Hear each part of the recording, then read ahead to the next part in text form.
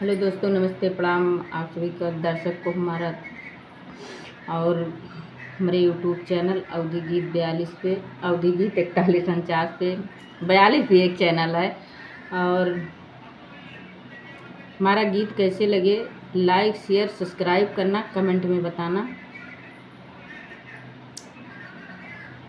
सिंदूरा से करई सिंदूर दनवाया बही राम लड़िका न दनवा। सिंदूरा से करई सिंदूर दनवाया बही राम लड़िका न दनवा।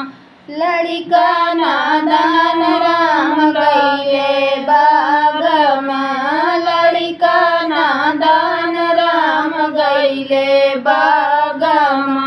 कोयलर से करई नजर बनवाया बही राम लड़िका नादनवा।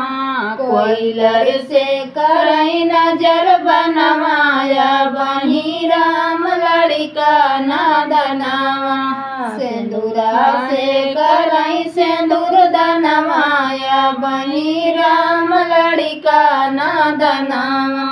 लड़िका नादान राम गईले कुआना पे।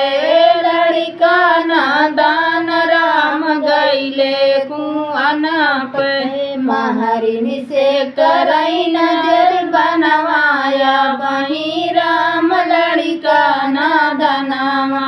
महरिनी से करई नजर बनवाया बही राम लड़िका नादनवा। सिंदूरा से करई सिंदूर दनवाया बही राम लड़िका नादनवा। लड़िका नादान राम गईले महल में। लड़िका नादान राम गईले महल में। रानियों से करई नजर बनवाया बही राम लड़िका नादनवा। रानियों से करई नजर बनवाया बही राम लड़िका नादनवा।